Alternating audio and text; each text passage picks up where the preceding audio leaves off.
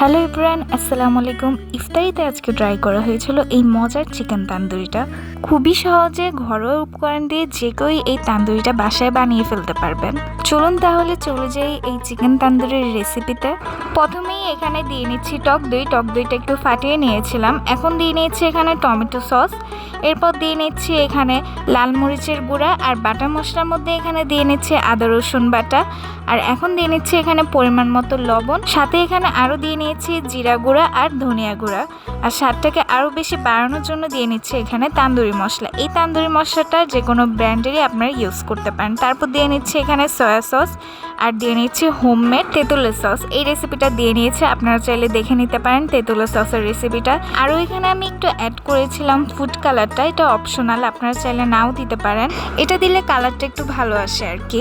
এখন একটা বোলের মধ্যে একে একে সবগুলো চিকেন দিয়ে নেব। চিকেনগুলোকে আমি এভাবে সাইজ করে কেটে নিয়েছিলাম। এখন চিকেনগুলোর ওপর বানিয়ে রাখা সেই মশলাগুলো দিয়ে নেব। সবগুলো চিকেনের উপরে মশলাগুলো ভালোভাবে দিয়ে নেব। এই চিকেন তান্দুরিটা তখনই অনেক বেশি মজা হবে যখন এই ম্যারিনেশনটা একদম পারফেক্টভাবে করা হবে। একটু সময় নিয়ে চিকেনগুলোর গায়ে মশলাগুলো আলতো হাতে লাগিয়ে নিতে হবে। ইনশিওর করতে হবে মশলাগুলো চিকেনের গায়ে ভালো মতো লেগেছে কিনা। এই ম্যারিনেটটা আমি করে রেখেছিলাম প্রায় 3-4 ঘন্টার মতো। আপনারা চাইলে আগের দিনও এটা ম্যারিনেট করে ফ্রিজে রেখে দিতে পারেন, কিংবা এটা মেখে নেওয়ার পরই সাথে সাথে এটা ভেজে নিতে পারেন। কিন্তু ম্যারিনেট যদি অনেকক্ষণ সময় ধরে না করা হয়, এটার রিয়েল টেস্টটা পাওয়া যাবে না। কথা বলতে বলতে ম্যারিনেটটা প্রায় শেষের দিকে। এখন দিয়ে নেব এখানে লেবুর রস। লেবু এখানে 1 পিসের মতো দিয়ে নিয়েছি। লেবুর রসটা দেওয়ার আগেই আমি এখানে একটু সরিষার তেলটাও দিয়ে নিয়েছিলাম। আমি এখানে এটা 4 ঘন্টার মতো ম্যারিনেট করেছিলাম। এখন এগুলোকে ভেজে নেব।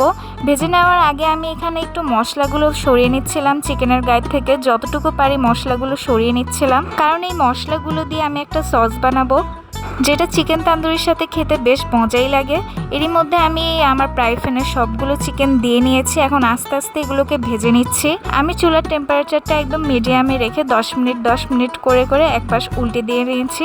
মানে মোট কথা আধা ঘন্টার মতো আমার লেগেছিল এই চিকেনগুলোকে ভালোভাবে ভেজে নিতে।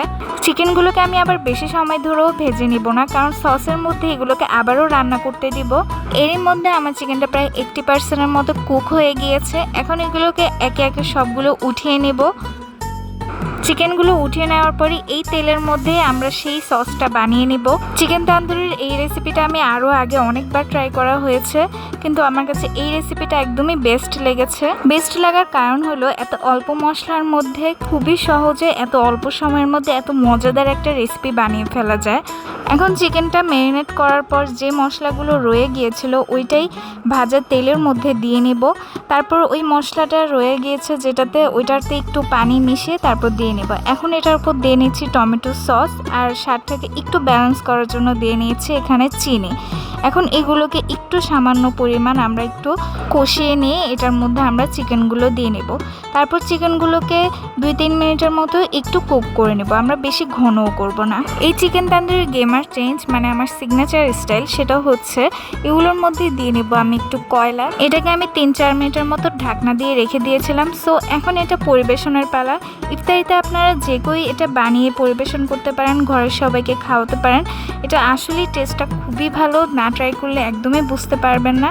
আপনার তারিফ করতে যে কেউই বাধ্য হবে। সো আজকের রেসিপিটা এ পর্যন্তই। শেষ পর্যন্ত সবাই সুস্থ থাকবেন, ভালো থাকবেন। আল্লাহ হাফেজ। আর আমার ফেসবুক পেজটাকে আর ইউটিউব চ্যানেলটাকে সাবস্ক্রাইব করতে ভুলবেন না। আসসালামু আলাইকুম।